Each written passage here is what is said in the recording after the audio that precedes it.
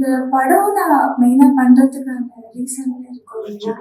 ஏன்னா நீங்க போஸ்டர்லயே பார்த்துருப்பீங்க, ரொமான்டிக்கான சீன்ஸ் இருக்கும். ஸோ ஃபர்ஸ்ட் நான் டைரக்டர் சார் மீட் பண்ண போறப்போ ஒரு ஸ்டார்டிங் என்ன கேட்டது வந்து, இதுல 2 லீட் இருக்காங்க.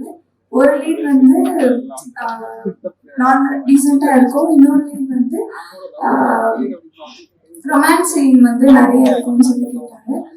அப்புறம் நான் இல்ல ரொம்ப இன்டிமேஷன் நான் பண்ண மாட்டேன் அப்படி சொல்லியிருந்தேன். அதுக்கப்புறம் இல்ல புலாக் கண்டிப்பா இருக்கும்னு சொன்னாங்க. இல்ல சாரி நான் அது பண்ண முடியாது, எனக்கு கம்ஃபர்டபுள் இல்லைன்னு சொன்னேன். அப்புறம் சார் கன்வின்ஸ் பண்ணாங்க, இல்ல முடியாதுன்னு சொன்னதுக்கப்புறம் நிறைய விஷயம் வந்து சார் அதை புரிஞ்சுக்கிட்டு அப்புறம் சரி ஓகே என்ன சீன் வருதோ அதை எடுத்துக்கலாம், சீட் பண்ணி எடுத்துக்கலாம், நிறைய விஷயம் அப்படி சொன்னாங்க. ஸோ நிறைய விஷயம் நாங்கள் இப்போ கிஸ் பண்ற மாதிரி இருக்கும் அப்படின்னா அதை நாங்கள் நிறைய சீட் பண்ணி எடுத்தோம். அப்புறம் ஃபைனலா அது நல்லபடியா வந்துருச்சு. ஸோ இதெல்லாம் வந்து சார் சப்போர்ட் பண்ணியிருந்தது. இப்போ வேற டைரக்டர் வந்து என்ன இவங்க இவ்வளவு கண்டிஷன் போடுறாங்க வேண்டாம் அப்படின்னு சொல்லியிருக்கலாம். ஆனா சார் என்னுடைய கம்ஃபர்ட்டையும் பார்த்து நிறைய விஷயம் அவருமே அதை பார்த்துட்டு பொறுமையாகவும் எக்ஸ்பிளைன் பண்ணாங்க. ஸோ அதுக்கு வந்து தேங்க்யூ.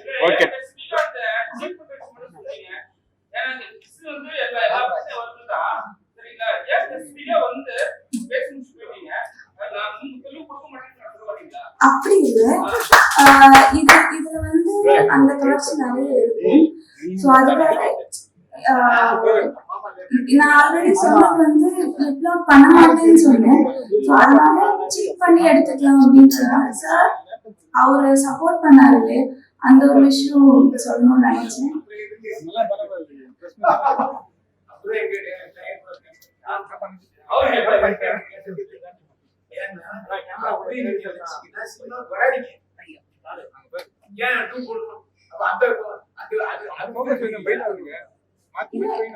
போடணும் கிடையாது. இப்போ உண்மையாவே இப்போ கேமராலயுமே உண்மையாவே பண்ணால் திரும்பி இப்படி கொடுத்தாலுமே அது பண்ற மாதிரி தான் இருக்கும். ஸோ அது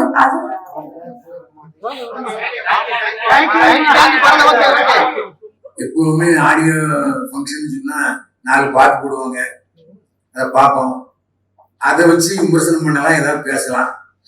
ஆனா இதுக்கு வழியில பெண்டரு அறிஞர் பால்ராஜ், நான் தான் இயக்குனர் பேரரசு கேட்டேன். எங்க தயாரிப்பாளர் அவரே கதாநாயகன், அவரே இயக்குனர், அவரே கதை வசனம் போட்டிருக்காரு, புது டி ராஜேந்திரான்னு கேட்டேன். யார்கிட்ட அவரு அசிஸ்டன்ட் டைரக்டர் வேலை செஞ்சாருன்னு கேட்டேன். தெரியல நேம் சொல்லிட்டாரு பேரரசு. நீங்க யார்கிட்ட அசிஸ்டன்ட் நல்ல வேலை படிச்சுட்டு வந்துட்டாரு. அதாவது இல்ல அதாவது அதுக்குன்னு ஒரு கல்லூரி இருக்கு, அந்த திரைப்பட கல்லூரியில படிச்சிருக்காரு நினைக்கிறேன். ஆனா திரைப்பட கல்லூரியில படிச்சது வந்து பிராக்டிக்கல் ஆகாது. ஏன்னா நான் நிறைய தயாரிப்பாளர் கேட்கும்போது என்ன, அப்போ கேப்டன் ஆர்கே செல்வமணி அறிமுகப்படுத்தும் போது 2 டைரக்டர் என்ன சொன்னாங்க, என்னையா போய் படிச்சுட்டு வராங்க, அசிஸ்டன்ட் டைரக்டர் இருந்தாங்க, கேமரா என்ன ஷார்ட் என்னங்க தெரியும்னு அப்பவே கிண்டல் அடிச்ச ஆட்கள்லாம் உண்டு. இவர் எந்த கல்லூரியில படிச்சாருன்னு எனக்கு தெரியல. ஆனா இப்போ வர்ற எல்லாருமே, அதாவது காசு வச்சிருக்கவங்க எல்லாருமே கதாநாயகன், அதுல எந்த வித சந்தேகமே இல்லை. எதுக்கு இன்னொருத்தரை போட்டு ரிஸ்க் எடுக்கணும்? நாமளே நடிச்சு அது லாபமோ நஷ்டமோ நாமளே ரிஸ்க் எடுத்துருவோம். இன்னொரு நல்ல விஷயத்த விட வர்றாங்க, அது நம்ம பார்க்க வேண்டியதுதான், அதுல எந்த சந்தேகம் இல்லை. இந்த போஸ்டர் பார்க்கும்போது ஒரு பக்கம் விஜய் சேதுபதி மாதிரி இருக்காரு, இன்னொரு பக்கம் சிவகார்த்திகேயன் மாதிரி இருக்காரு. ஏன்னா அவருடைய ஃபேஸ் வந்து ஒரு பக்கத்து பையன் மாதிரி நமக்கு தோணுது. இதுல முக்கியமான விஷயம் வந்து நான் சொல்ல கடமைப்பட்டிருக்கேன். அறிவிச்சவர் அனுப்பிச்சவங்க வந்தாரு, என்கிட்ட வாங்க நான் ஹெல்ப் பண்றேன்னு. எங்க ஃபைனான்ஸ் வாங்கி பண்ணுவாங்க கரெக்டா நேர்மையா கரெக்டா தான் எத்தனை கோடி வந்துடும். ஏமாத்துறது கிட்டே சம்பளம் போட்டு வருவோம். இதுல முக்கியமான விஷயம் என்ன, இப்போ படம் தயாரிக்கிறது ஈஸி, ஃபைனான்ஸ் வாங்குறது கூட ஈஸி தான். ஏன்னா ஏதாவது நிலத்தை கொடுத்து வாங்கிடலாம். ஆனா தியேட்டர் கிடைக்கிறது ரொம்ப கஷ்டமா இருக்கு. சமீபத்தில் கூட சல்லீர்கள் படத்துடைய தயாரிப்பு ஆரம்பிச்சு சுரேஷ் கமால் சொன்னாரு, எனக்கு மால் தியேட்டர்லாம் கிடைக்கவே இல்லைங்க, ஒண்ணு வருத்தப்பட்டு சொன்னாரு. இந்த முக்கியமான விஷயம் என்னன்னா, நாட்டுல அரசியல் கட்சிகள் அதிகமா இருக்கு, சினிமா தயாரிப்பாளர் சங்கமும் அதிகமா இருக்கு. முதல்ல ஒரு சங்கம் ஒரு தொழில் நீ சொன்னாதான் கவர்மெண்ட்டை நமக்கு அப்ரோச் பண்ண முடியும். இன்னைக்கு லெவல்ல நம்முடைய இப்போ என்ன தேர்தல் நடக்கல, அன்புச்செழியன் வந்து தயாரிப்பாளர் சங்க தேர்தல் நடந்துச்சுன்னு சொன்னாரு, நடக்கல, இனிதான் நடக்க போகுது. நடக்க போகுது. இதுல என்னன்னா, இப்போதைய நடப்பு தயாரிப்பாளர் சங்க தலைவர் வந்து இங்க பார்க்காம அவர் சொந்த ஊரான காரைக்குடி போய் முதலமைச்சரை பார்த்திருக்காரு. ஏன்னா இங்க கோட்டையில அனுமதி கிடைக்கலையா என்னன்னு நமக்கு தெரியல. இந்த மாதிரி சூழ்நிலையில இப்போ தமிழ் குரலும் போட்டியிடாது. இதுக்கு இடையில நடப்பு தயாரிப்பாளர் சங்கம் ஒண்ணு இருக்கு. இதுல ஒரு அரசாங்கத்தின் மூலமா சலுகைகள் கிடைப்பதற்கு நடப்பு தயாரிப்பாளர் சங்கம் ஹெல்ப் பண்ணுமா, இல்ல தயாரிப்பாளர் சங்கம் ஹெல்ப் பண்ணுமா, இல்ல சிறு தயாரிப்பாளர் சங்கம் ஹெல்ப் பண்ணுவாங்கிறது குழப்பத்துல தயாரிப்பாளர் இருக்காங்க. எல்லாத்தையும் கொண்டதுக்கு எல்லாத்தையும் படையெடுக்கணுங்கிற அறிவாற்றல் இருக்கு.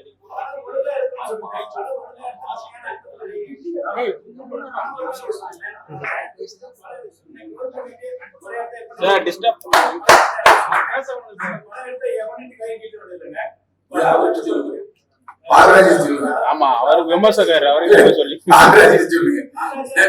ஏன்னா இப்ப சமீபத்துல நாங்க இப்ப சமீபத்துல இந்த வாரம் ஒரு 5 படம் தொடர்ந்து பார்த்தேன். அண்ணன் வச்ச சொல்ற, அரசாங்கத்தை நம்பி யாரும் படம் எடுக்காதீர்கள், சலுகையை நம்பி படம் எடுக்காது. உங்களுடைய உண்மையான கதையை நம்பியும் உங்களுடைய படத்தை நம்பியும் உங்களுடைய திறமனை படம் எடுத்தால் யாருக்கு கை என்று என்னுடைய அருமையான தாழ்மையான கருத்து. நன்றி அண்ணன், தெளிவா பேசுறோம்.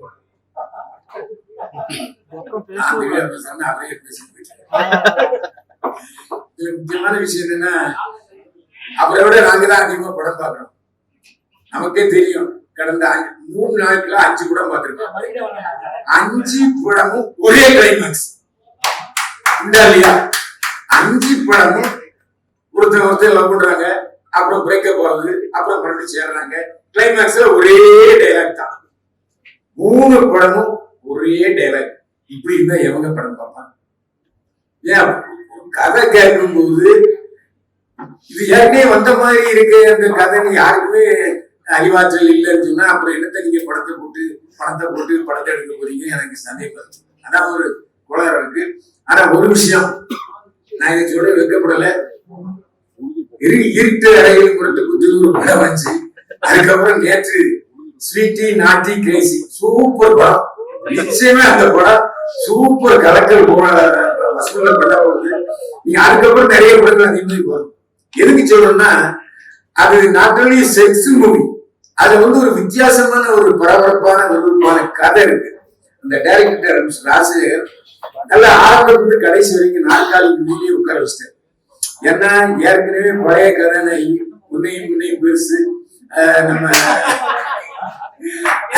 அதாவது சுந்தரா டிராவல்ஸ் ஒண்ணு நடிகை, அதுக்கப்புறம் இனியா 2 பேரும் சேர்ந்து பயங்கர கலக்கல். அந்த கேமராமேன் ரொம்ப கொடுத்து வச்சிருக்கோம். அடிக்கடி க்ளோஸ்அப் அதே காமிச்சிட்டு இருக்காரு.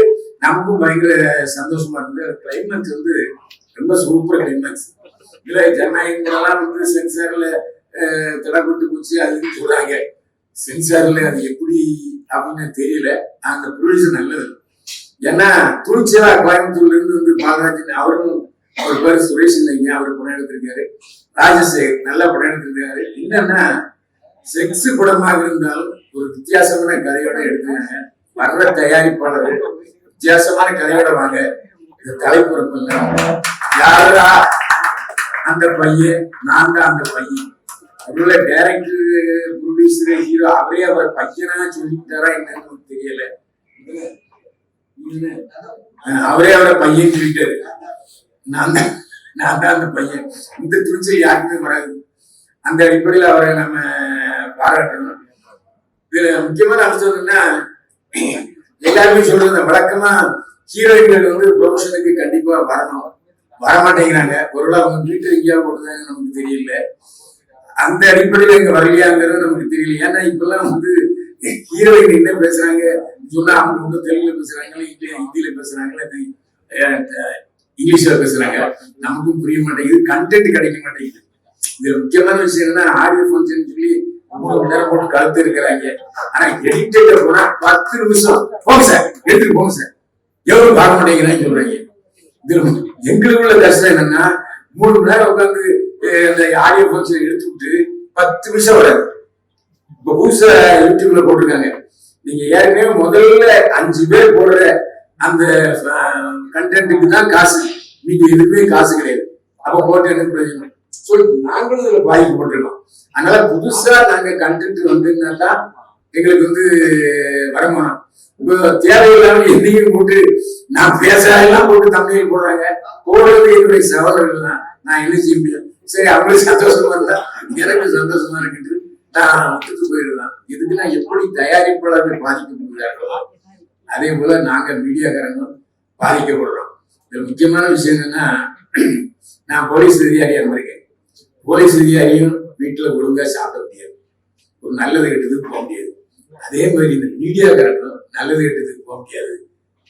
ஏன்னா எந்த சமயத்தை பாருங்க, 5 மணிக்கு ஆரம்பிச்சு 7 மணிக்கு முடிஞ்சிடும் சொன்னா கேட்டு இப்போ மணி எத்தனை மணிக்கு வரைக்கும் சொன்ன வீட்டுல ஒரே பாட்டு. ஆக நமக்கு அங்க ஒரு இடி இங்க ஒரு இடி. ஆபீஸுக்கு போன என்னையே நியூஸ் எடுத்துட்டு கண்டென்ட்டே இல்லை, நானே கண்டென்ட் கொடுக்க முடியும் இப்படி. ஆக நாம் எப்படி தயாரிப்பாளர்கள் சிக்கலில் இருக்கிறார்களோ அதே போல மீடியாக்காரங்களும் நாங்களும் சிக்கல்ல தான் இருக்கோம். ஏன்னா யூடியூப் எத்தனை யூடியூப் இனிமே அடுத்த வரப்போகுது, இருக்கிற கூட போறாங்களேங்கிற பயத்திலேயே தான் நாங்களும் இருக்கிறோம். இருந்தாலும் யாரா அந்த பையன், நான் தான் அந்த பையன். வெற்றி பெறுவதற்கு தம்பி பாலராஜ வாழ்த்துகிறேன். ஏன்னா இந்த மாதிரி ப்ரொடியூசர்கள் வர்றதுனால தான் ஒரு 10-15 பேர், அது கிட்டத்தட்ட ஒரு 500-600 பேர் உழைச்சிக்கிட்டு இருக்காங்க. ஏன்னா சினிமா இன்னைக்கு அந்த மாதிரி அடிக்கடி சொல்ற மாதிரி புதிய தயாரிப்பாளர்களை நம்பித்தான் சினிமா இருக்கிறது. ஏன்னா பெரிய நடிகர்கள் கூட விளையாட்டுக்கு போயிடுறாங்க, இல்ல வெளிய மாநிலத்துக்கு போடுறாங்க, இங்க சுத்தி எடுக்கிறதே இல்லை. இந்த மாதிரி புதிய தயாரிப்பாளர்கள் தான் இப்போதைய சினிமாவை வாழ வைத்துக் கொண்டிருக்கிறார்கள். மேலும் பல தொடர்ந்து பல தயாரிப்பாளர் வர வேண்டும். வாழ்க வளமுடன். நன்றி, வாழ்த்துக்கள் தெரிவிச்சுக்கிறேன். நான் தான் யார்தான் அந்த பையன், நான் தான் அந்த பையன் படத்துடைய கதாநாயகன், இயக்குனர், தயாரிப்பாளர்.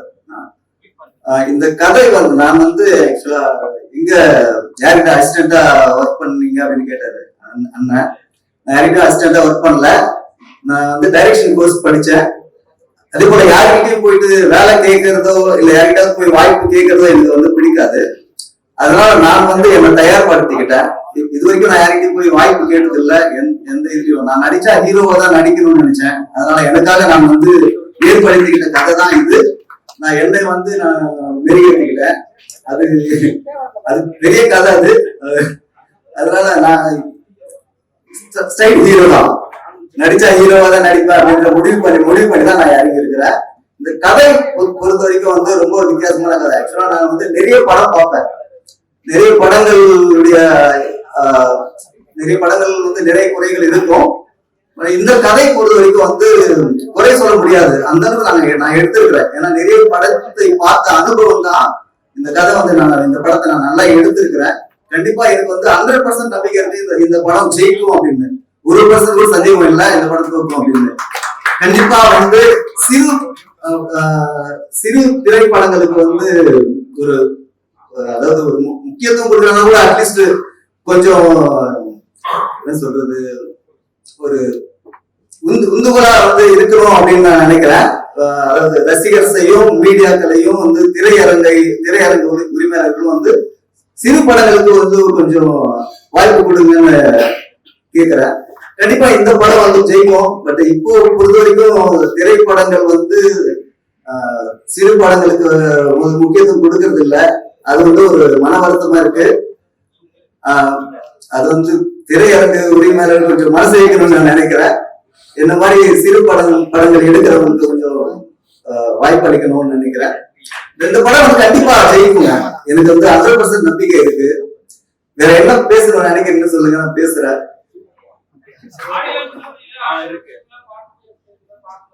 ஆக்சுவலா ஆடியோ லான்ச்சுக்கு வர வச்சவங்க வந்தவங்க எல்லாரையும் வாழ்த்துறேன். பட் இது வந்து நாங்க ஸ்கிரீன் பண்ணல, இது வந்து ஸ்ட்ரைட்டா யூடியூப் சேனல்ல நாங்க வந்து இந்த ஆடியோவும் ட்ரைலரும் ரிலீஸ் பண்றோம் ஸ்ட்ரைட்டா. அதுதான். வேற ஏதாவது கேட்கணும்னு நினைக்கிறீங்களா சார்? பிஆர் ப்ரொடக்ஷன்ஸ் பால்ராஜ் அப்படின்ற யூடியூப் சேனல்ல வந்து ரிலீஸ் பண்றோம் சார். இந்த இது என்னுடைய ஓன் பேனர்ல தான் இந்த படத்தையும் நான் ரிலீஸ் பண்ண போறேன். பிஆர் ப்ரொடக்ஷன்ஸ் தான் தமிழ்நாடு ஃபுல்லா ரிலீஸ் ஆகுறது. மார்ச் 6 வந்து இந்த படம் ரிலீஸ். பிஆர் ப்ரொடக்ஷன்ஸ் தமிழ்நாடு ஃபுல்லா ரிலீஸ் ஆகும். வேற ஏதாவது கேட்க விரும்புறீங்களா?